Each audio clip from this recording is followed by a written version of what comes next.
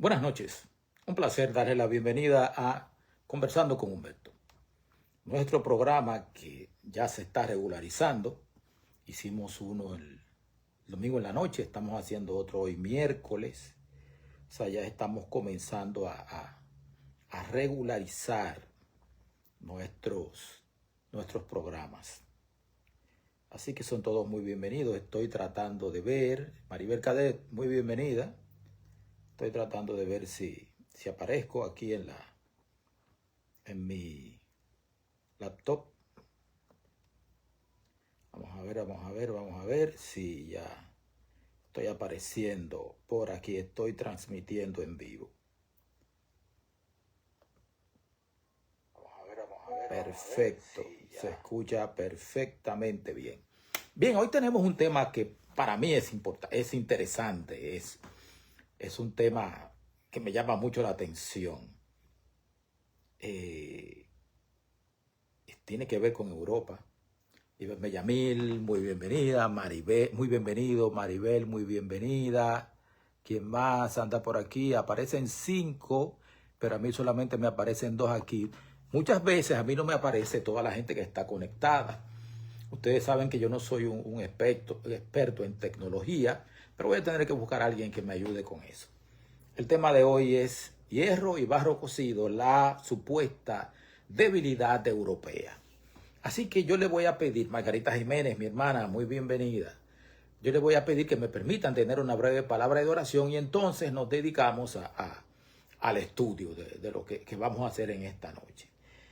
Te damos las gracias, buen Dios, por la bendición de poder transmitir un tema como este en esta noche. Bendícenos con tu presencia, con la presencia del Espíritu Santo, en el nombre de Jesucristo. Amén. Bien, vamos entonces a entrar en materia. Ustedes recuerdan muy bien el texto de Daniel capítulo 2.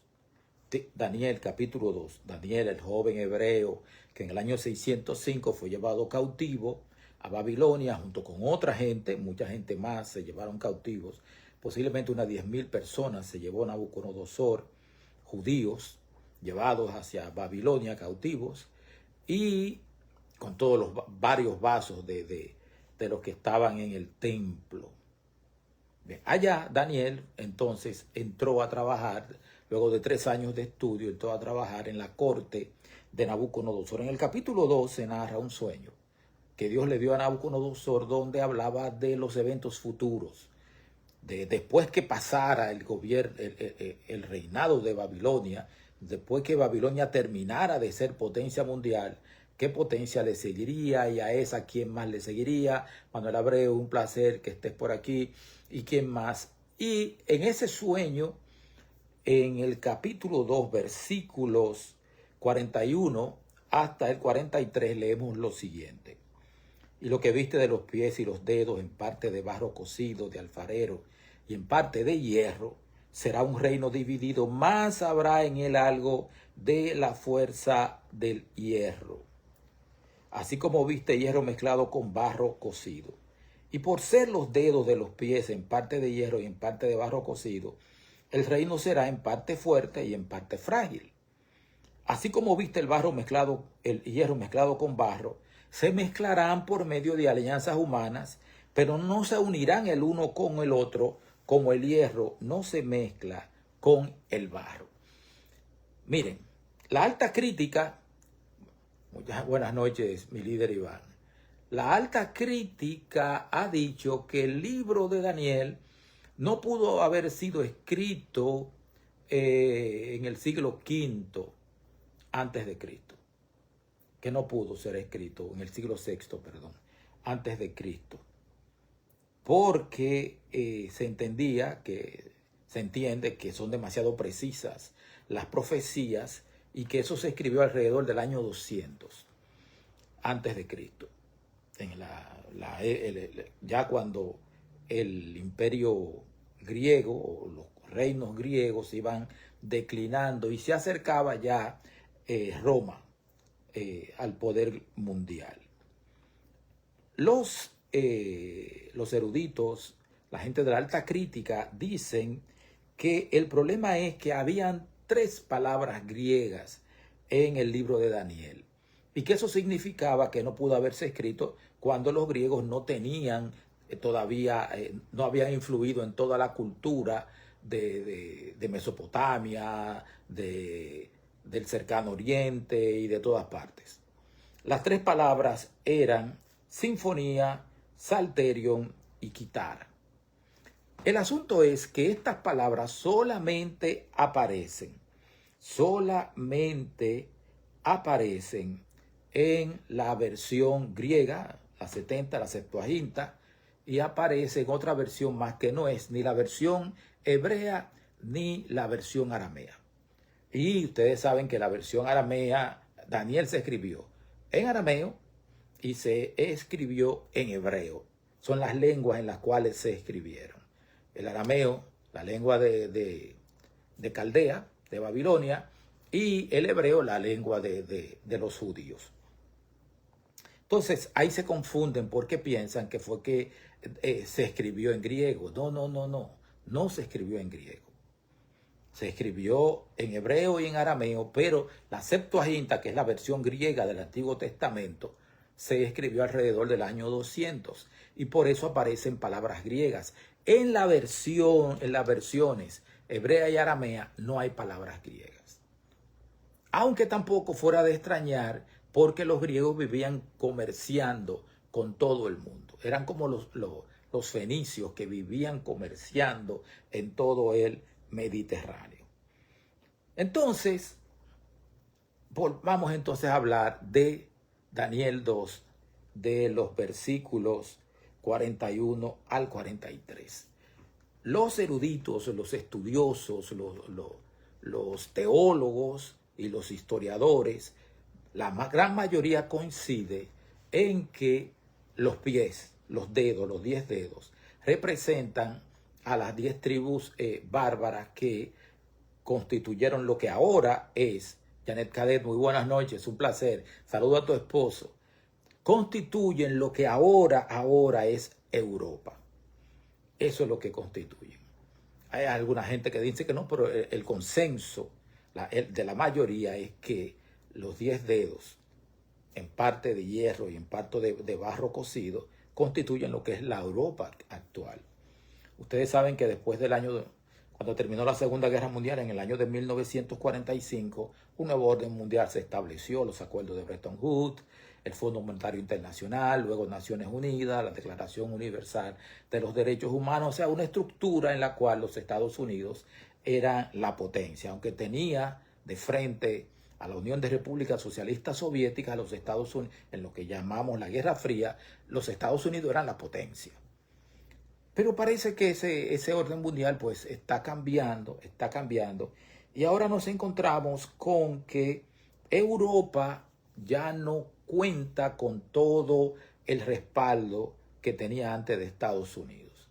Yo recuerdo haber visto en televisión en el último gobierno del presidente Barack Obama, creo que fue alrededor de 2014, por ahí, que en una visita que el expresidente Barack Obama hizo a Europa, les dijo que ellos tenían que aumentar su gasto de defensa, que tenían que incrementar su gasto de defensa.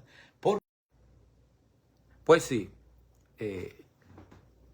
Barack Obama les tienen que incrementar su gasto de defensa, porque el mundo está cambiando sustancialmente. ¿Qué pasó? Que ahora en la segunda administración Trump, pues entonces Europa ha tenido que incrementar su gasto de defensa. ¿Por qué? Porque tiene un problema, tiene un riesgo existencial. La Rusia de Vladimir Putin. Ese es un problema serio que tiene Europa, la invasión rusa a Ucrania, que comenzó en el 2014 con la anexión de Crimea y se expandió y se exacerbó el 24 de febrero del año 2022 con la invasión directa en lo que Vladimir Putin llamó una operación militar especial, pero es una invasión, una guerra, esos son eufemismos.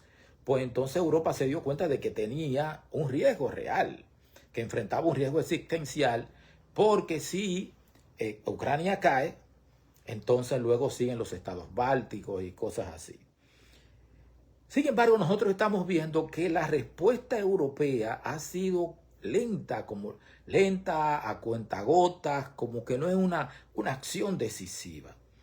Y a mí eso me recuerda a los acuerdos de Múnich del año de 1938, cuando Chamberlain y creo que Laval era el primer ministro de Francia, fueron a Múnich a juntarse con Hitler y con Mussolini, porque Hitler estaba exigiendo que le entregaran la mitad de Checoslovaquia.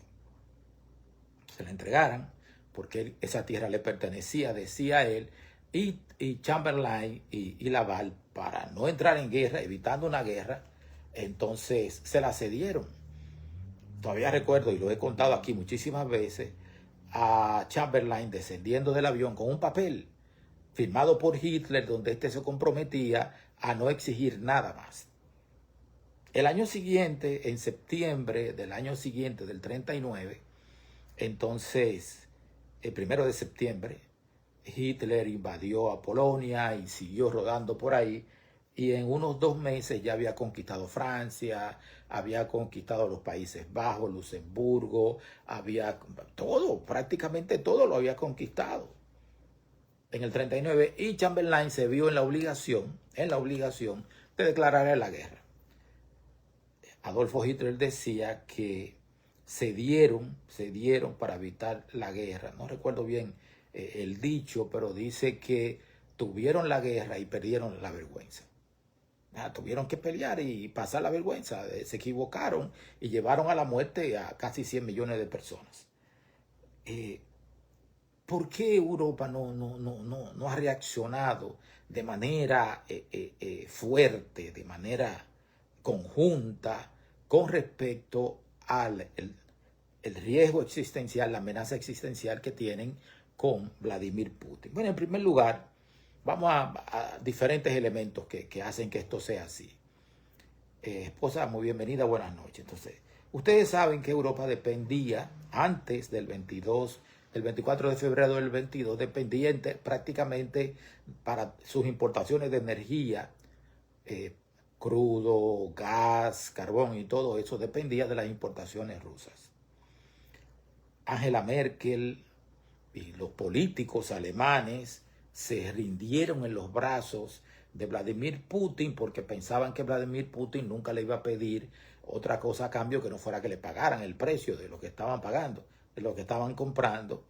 Pero Vladimir Putin lo que estaba haciendo era durmiendo a Europa y haciéndola que dependiera de él para sus compras de energía. Fue duro para Angela Merkel, para Scholz, que era el primer ministro, darse cuenta de que habían estado durmiendo con el enemigo. Schröder, el que había sido primer ministro, incluso estaba en la nómina de Gazprom, el gran emporio ruso de energético, de gas licuado. Entonces, fue duro. Pero todavía Europa sigue dependiendo en parte de las importaciones, no solamente de gas ruso, sino también que ustedes recordarán que hablamos aquí también de que Rusia está vendiendo su petróleo por otras vías. Usa compañías navieras fantasmas y contrata seguros fantasma también para venderle su petróleo a China, a la India, a Turquía, y también vende y almacena petróleo en los Emiratos Árabes. Y lo que hace India, ya también lo hablamos aquí, es que tiene una refinería de crudo, de petróleo, que refina petróleo ruso, y el resultado, gasolina, gasoil, querosén y ese tipo de cosas, se lo vende a Europa, a Estados Unidos y a muchos países. O sea que los que pusieron sanciones al petróleo ruso están comprando productos terminados como gasolina y esas cosas, como ya dije, porque India lo procesa Turquía, o lo almacena y lo distribuye Turquía, o lo almacena y procesa también los Emiratos Árabes. China compra también. de ese petróleo. Y también les había dicho, creo que el domingo pasado, que la India compraba un 2% de sus necesidades de energía, la satisfacía con crudo ruso, y ahora el 35% de sus necesidades las compra en Rusia. O sea, Europa tiene razones de peso para ser cautelosa a la hora de enfrentar a Rusia. ¿Por qué?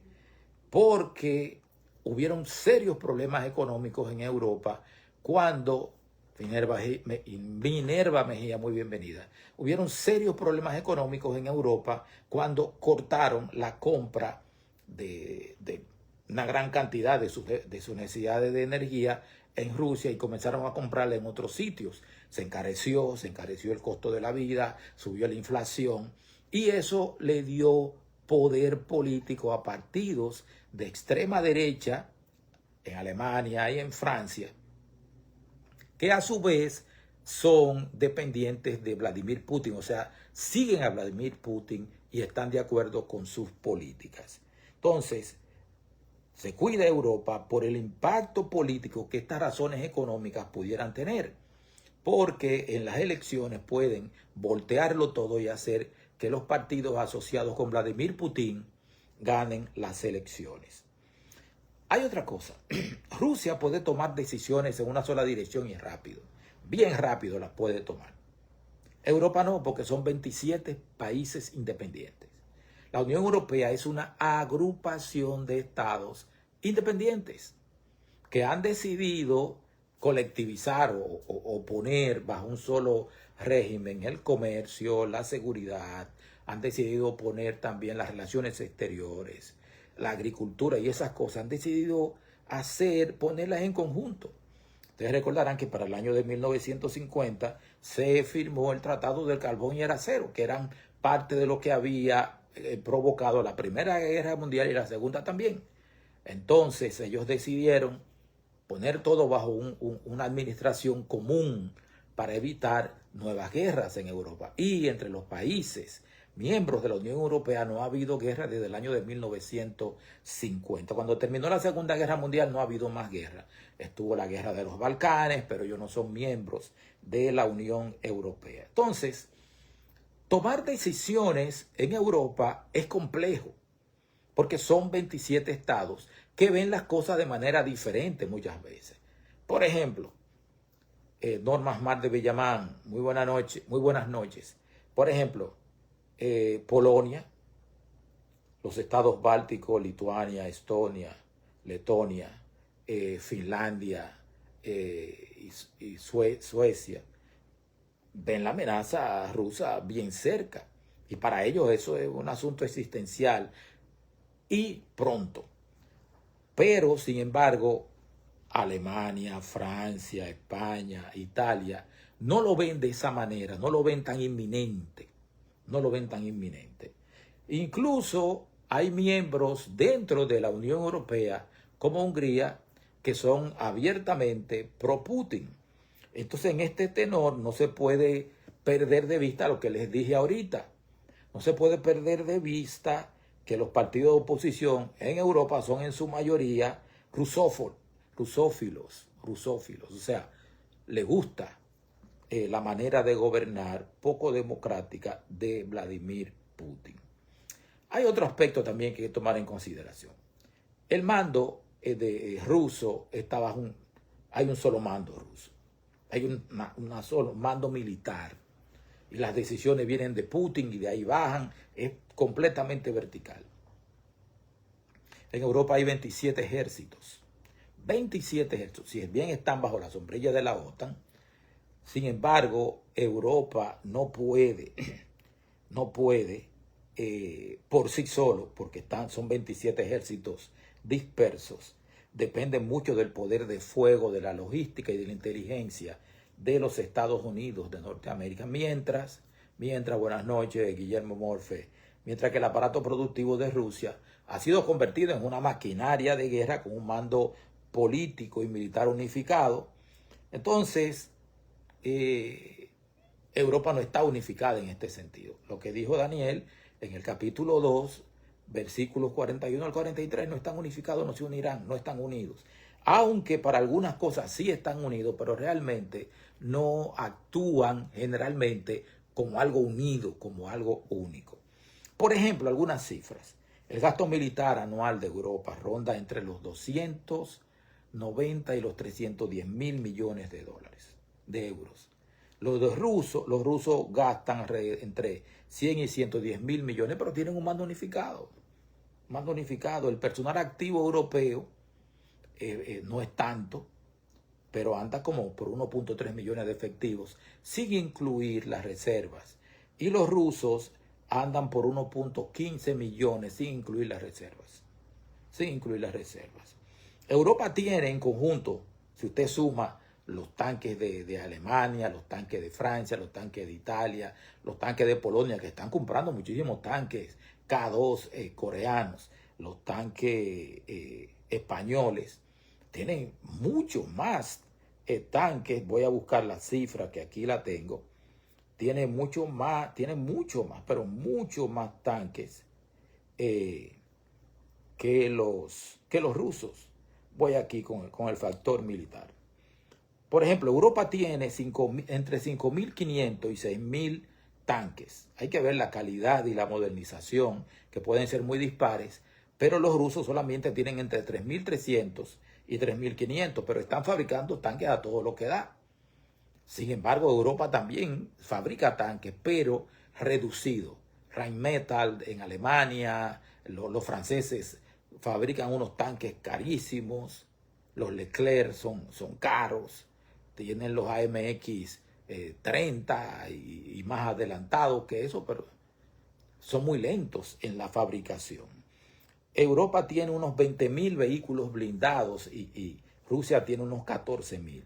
En cuanto a aviones de combate, Europa tiene 1.900 entre Eurofighters, Rafale, F-16, Gripen, F-35, F-18 también tienen.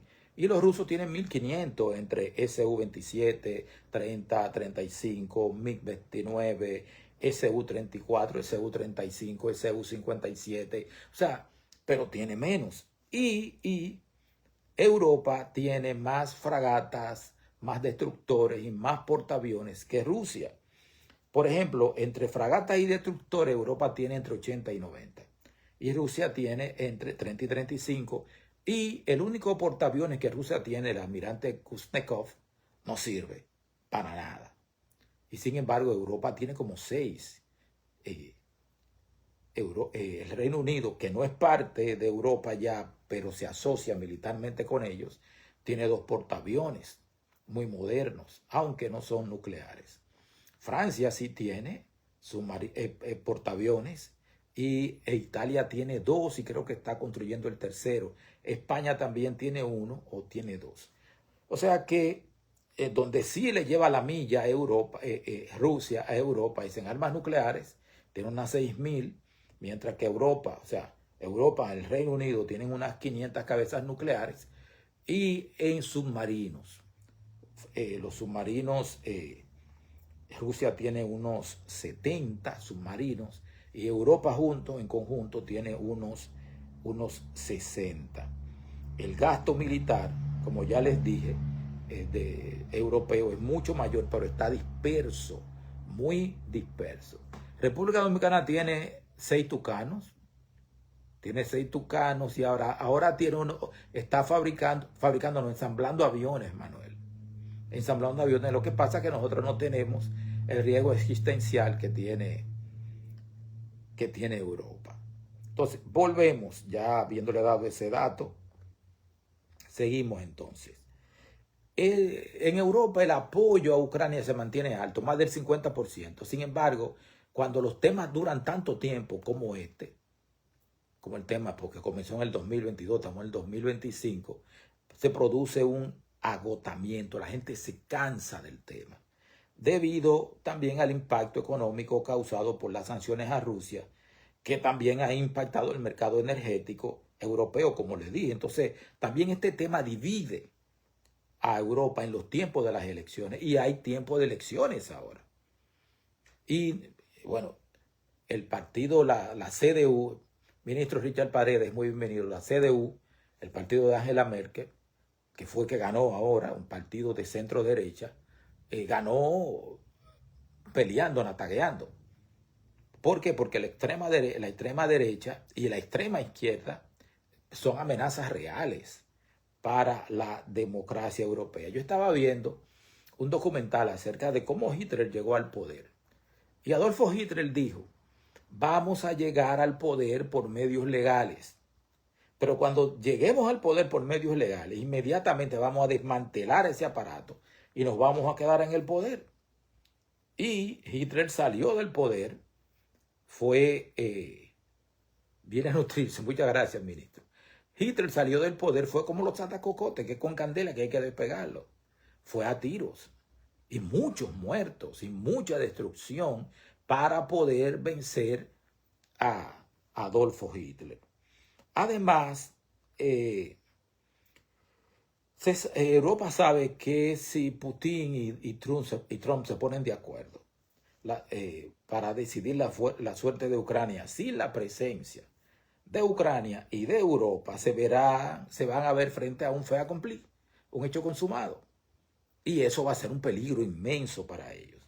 Pero tampoco puede Europa enfrentarse al presidente Trump porque lo necesita para la unidad de la organización del tratado de la OTAN, del Atlántico Norte.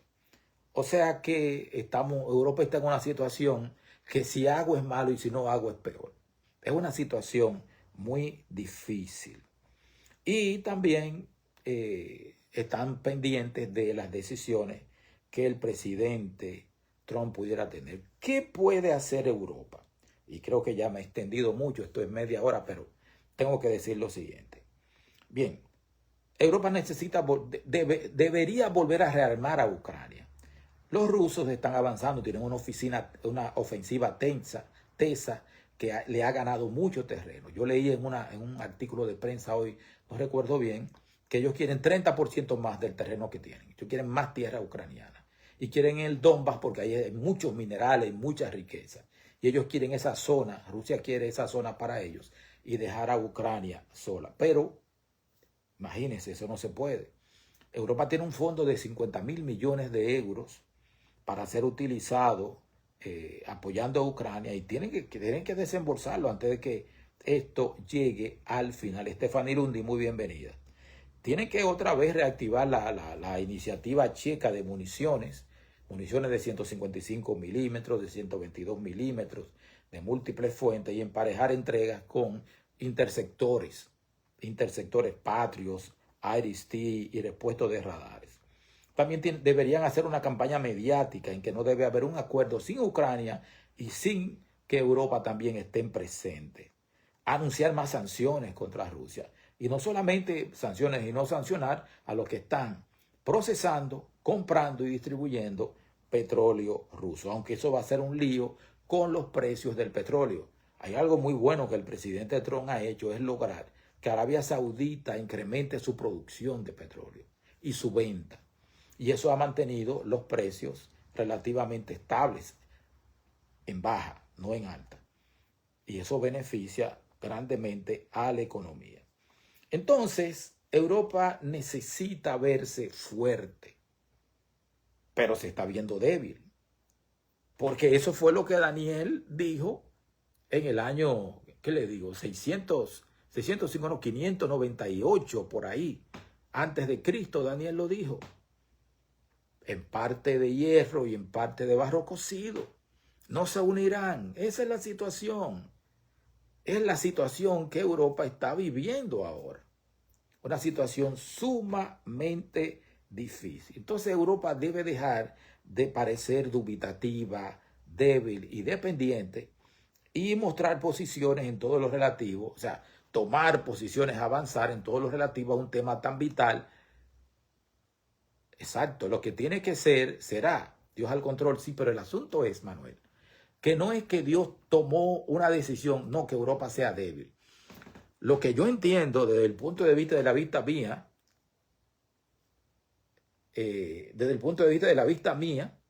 y soy miope. Lo que yo entiendo es que Dios vio lo que iba a suceder, vio las circunstancias, realmente las cosas que iban a suceder. Y le dijo a Daniel, dile que con hierro y barro cocido y que no se van a unir. Ahora se ve bien, pero realmente lo es.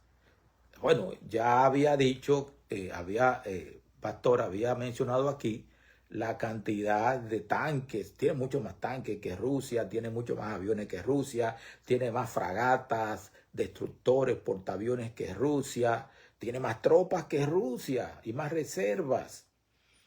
La inversión que hace cada año Europa en sus ejércitos, en sus fuerzas armadas, aunque hay ejércitos que parecen fuertes, pero no lo son. Por ejemplo, el ejército alemán no es tan fuerte como fue una vez. El ejército del Reino Unido también. Ellos han decidido incrementar por presión del presidente Trump, han decidido incrementar hasta un 5% de su PIB la inversión en defensa. Porque ellos se lo dijeron, no sigan contando con nosotros para defenderlos. Ustedes tienen que defenderse, ustedes también. Tienen que invertir dinero en defensa y han comenzado a hacerlo. Por ejemplo, Polonia se ha vuelto loca comprando tanques, está comprando buses autopropulsados, está comprando aviones, está comprando de todo, de todo.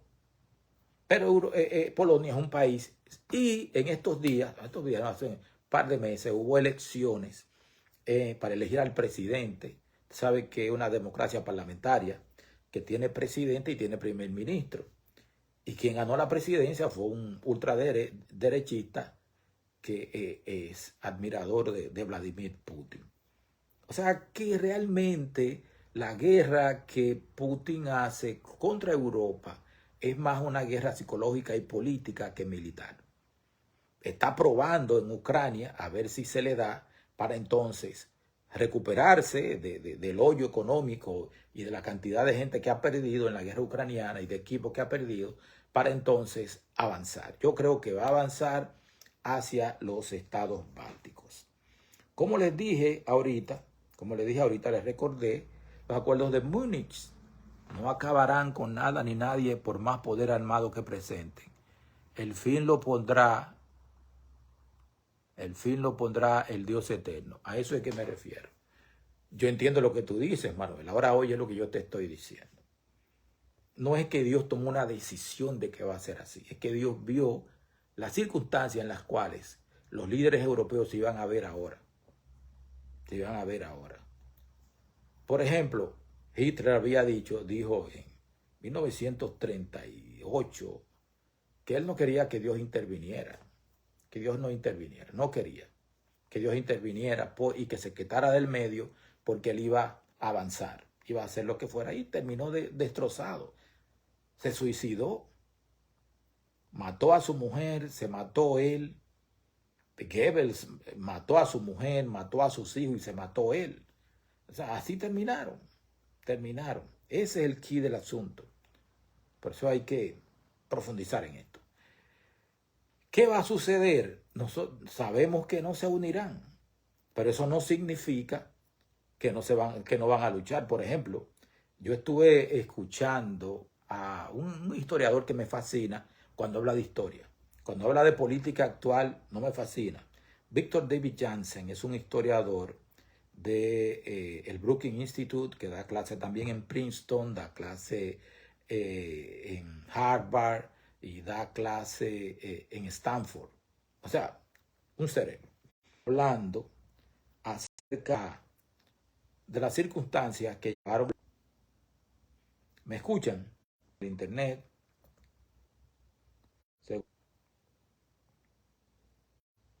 A ver. Vamos a tener que terminar por problemas.